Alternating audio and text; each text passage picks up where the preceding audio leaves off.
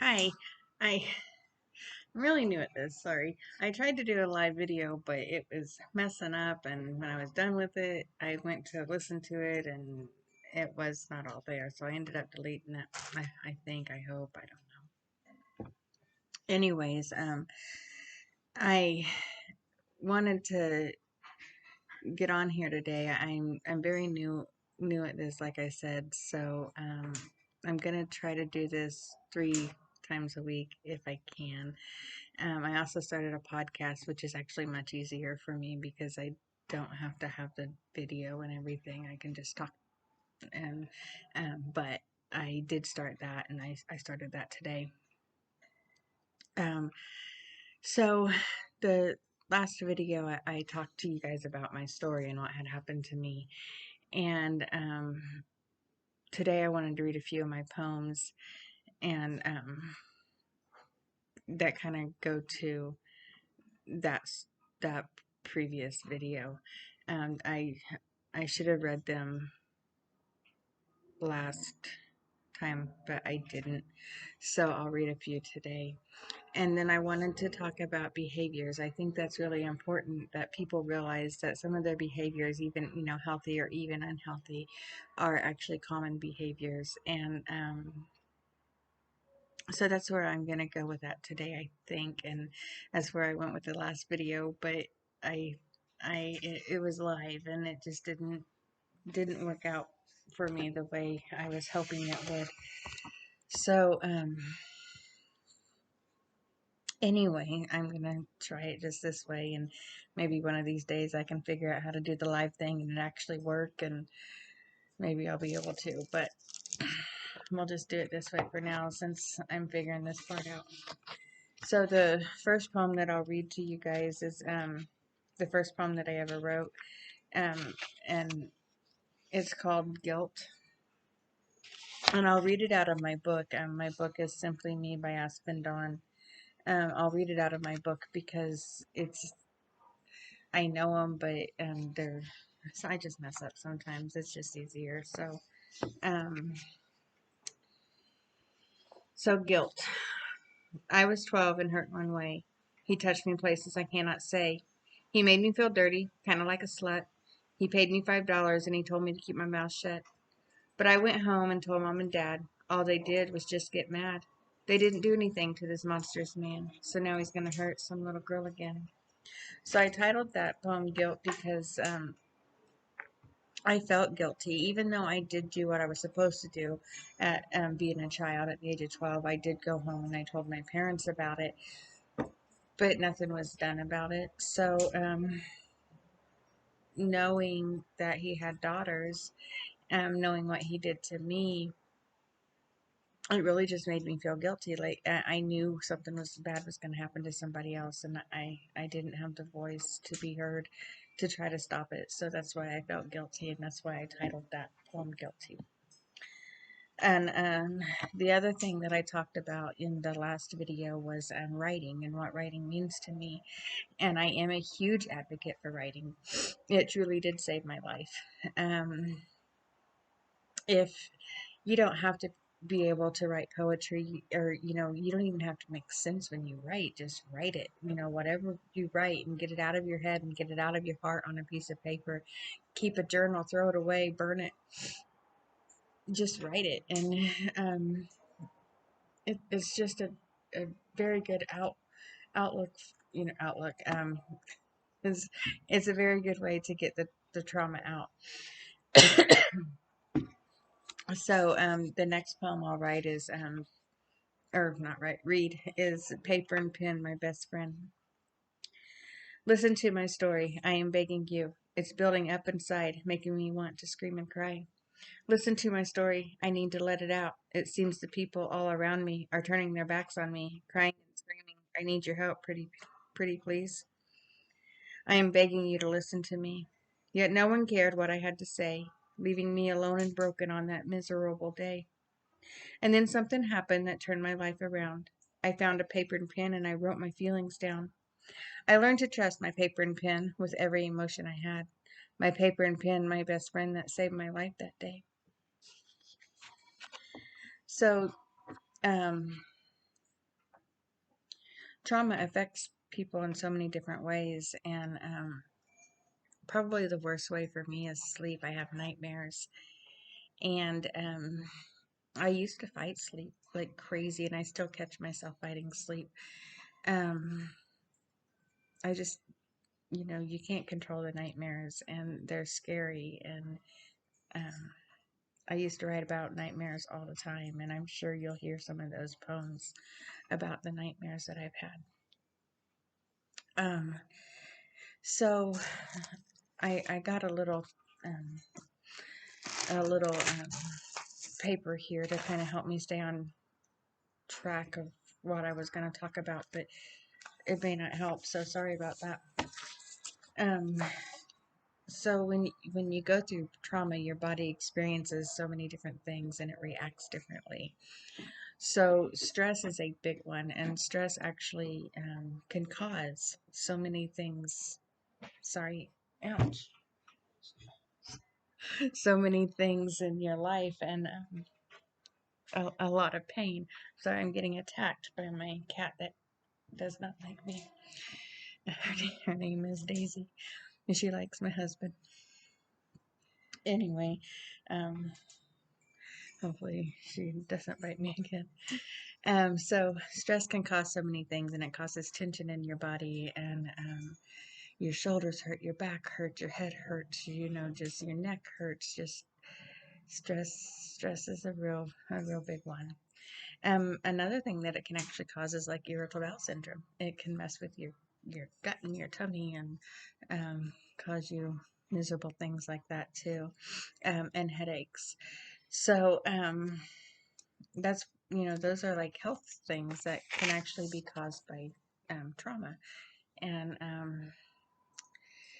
there's ways that you can kind of help out with that. Exercise, eating right, things like that. But you would need to talk to your doctor about what would be best for you with that, when it comes to the health issues. But the trauma can cause it. So, and another thing that sorry, I don't know where she went. Pretty scared of her. Um, Another thing that can um, if your behaviors are affected by trauma, the things that you do. Um, so you have protective thoughts, and I'm just gonna read this list out. It's just easier for me to read it. Um, so it, you want to protect your thoughts and your feelings behind the behavior. You fear that the secret is gonna be out, um, and you fear being questioned. You have thoughts of rejection. You you lose the ability to trust, and that's a big one. Um, and once the trust is gone, it's really hard to be able to trust anybody. I still struggle with trust, and I don't know if I'll ever get it all back, honestly. But I lost it at a young age, and um, trust is just a big one for me. Anxiety. I have severe anxiety, and it's hard for me to control sometimes. I am on um, anxiety medication. I've actually just recently gotten on it because it's just my anxiety's kind of gotten out of control here lately. So anxiety is a big one. Blocking memories. Now that is actually very common, and a lot of people with trauma, they question themselves because they don't remember everything, but it's natural and it's normal and it's a way to protect you. So with my story, I can tell you where I was at. I can tell you what I was wearing. I can tell you um, a lot of the events throughout the day. I cannot tell you what day it happened. I have no clue what day it happened. I do know it was summertime. It was warm outside. But the day, I don't know what day it happened. Um, it's some of your memories, some of them I didn't know until here recently. I started remembering things again after I watched the news segment and seen him being buried. I started thinking about the things and how things happened, and I started remembering things, and made me question a lot about my past. And I think that's just going to be a normal reaction. And when you do remember things, some people do, some people never do, and it's just your body protecting you. And I think it's a very very natural thing, and it's okay not to remember. It's okay not to remember details. It's okay not to remember the actual event of what caused you the trauma. So um and another one is you have fears of seeing your abuser again, and also having fears of anxiety attacks in front of people. So those are things that just they're just basic common things that you can that can happen, um, that your body tries to protect you from, I think. um, but one of the ones that the few here that I really, I guess I didn't maybe realize it all came from trauma. Some of it did. Some of I knew it did, but not all of it. So pushing people away, which I know came from trauma. The day I was raped, I started pushing people away. I secluded myself. I didn't have a lot of friends, and I didn't want a lot of friends. I wanted to stay home. I didn't trust people around me. So pushing people away was a big one for me. Not wanting to be intimate, that's very common for people that are going through trauma. You are trying to figure out your life and how to handle things that you're going through, and you may just not want to be intimate with people, and that is okay. You don't have to be.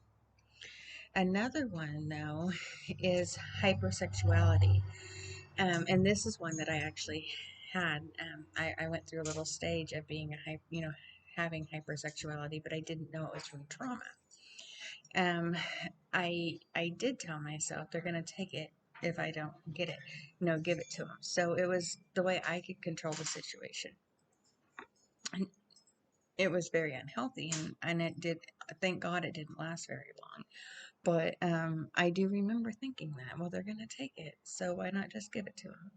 And so I think I perceived to be hypersexual, even if I may not have really been.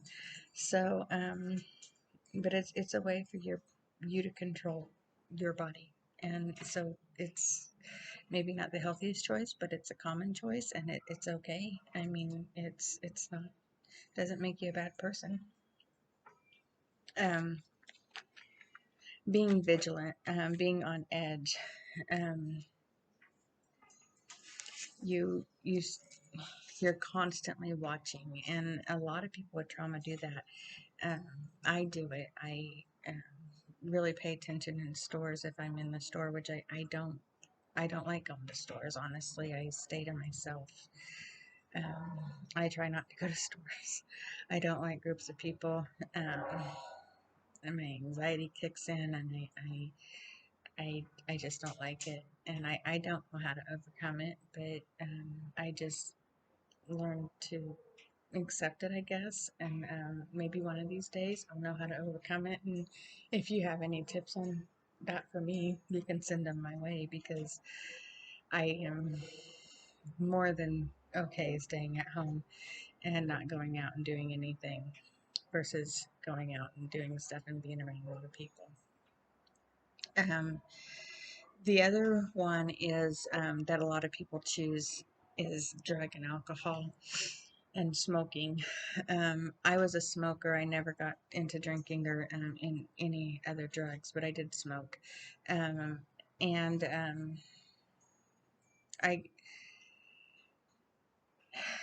it it's a normal coping mechanism, and it's for any trauma. You know, people.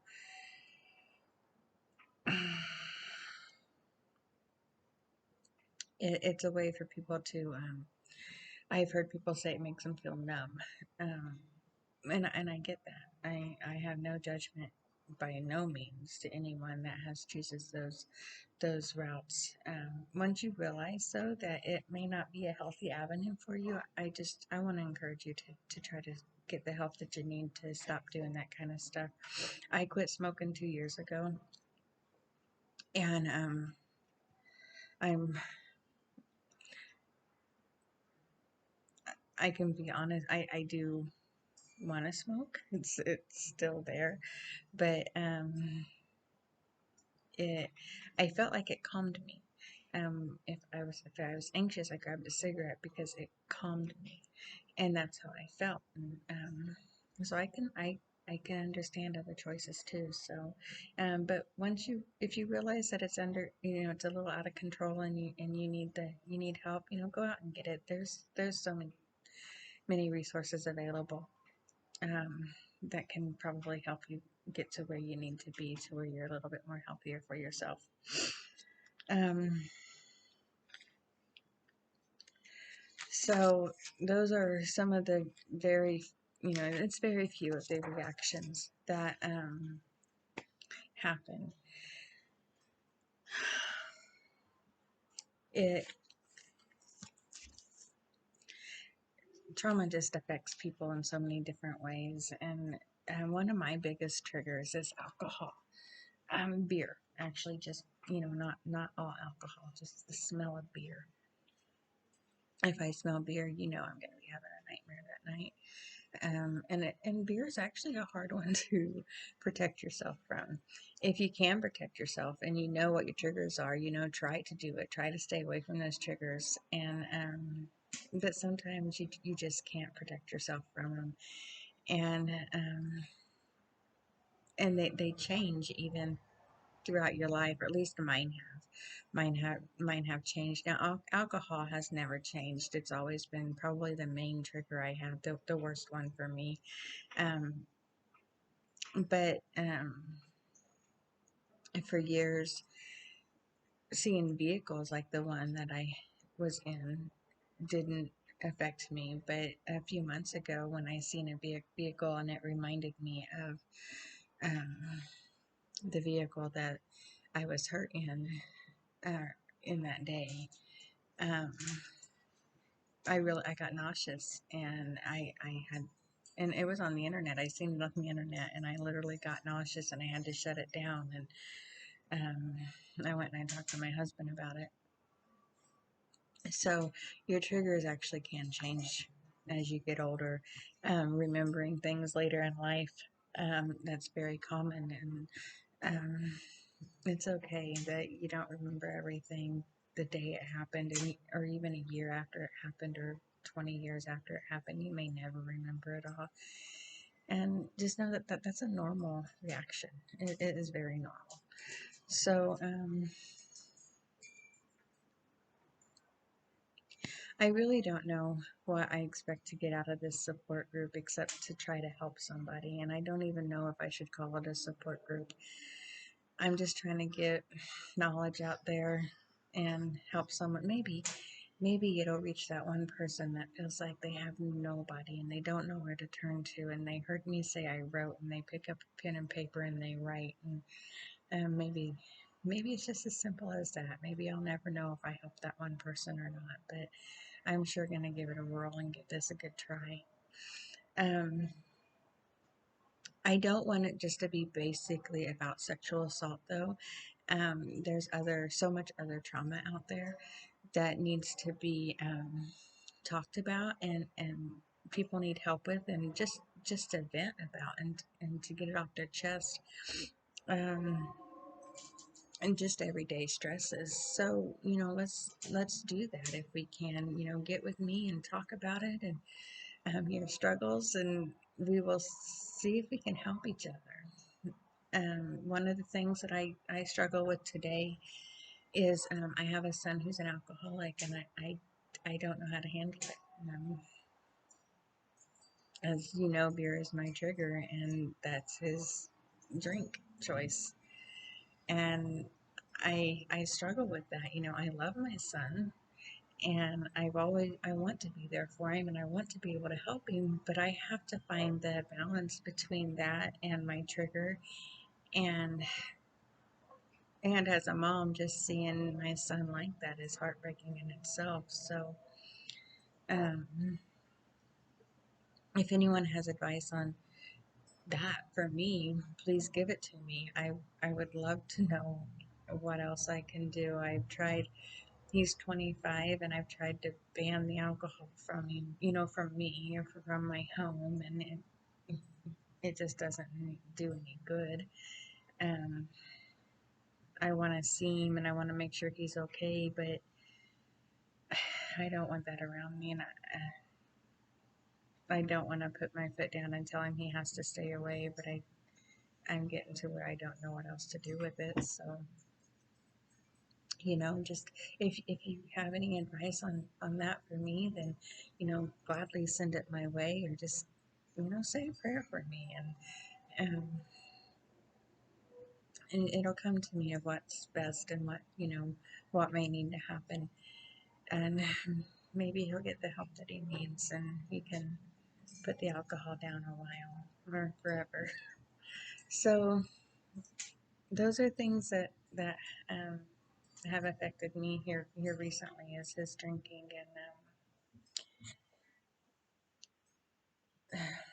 And another thing that I would like to tell you guys is that one of the things that I do is crafts, and I make wreaths, and I paint ceramics. I don't paint on canvas because it wouldn't look good, but I do paint on um, I paint ceramics, and I make wreaths, and I've sewn some blankets, and I've crocheted a few things, and I'm not very good at crocheting. I don't count, and that's apparently a really big part of crocheting, and I can't stay focused enough to remember where I'm at. So anything I make crochet doesn't it's not square or rectangle, or it's just however it is when it finishes. But I do do a lot of that, and so actually I have stuff laid out here today to make a wreath, and we'll see what it turns out to be like, but hopefully I get some made up, and I'm going to try to attempt to sell them. I don't know if I can or not, but we'll give it a whirl. Um, I'm just trying to be there for you guys. So anyway, I guess I will sign off here today, and with my message that you're worthy and you're worth being loved, and I hope you know that. And if you need someone to talk to, contact me. I don't know how to contact me, and I don't know how to let you know how to contact me. But if you know, send me a message, and I will learn it as we go, or put it in that little comment box. I might figure out how to find that again. So, and try to find my podcast. I don't know how to share it on here, but I started one, and um, I just really don't know what I'm doing, but maybe you guys can teach me how to make this better. So, anyways, I hope you have a blessed night,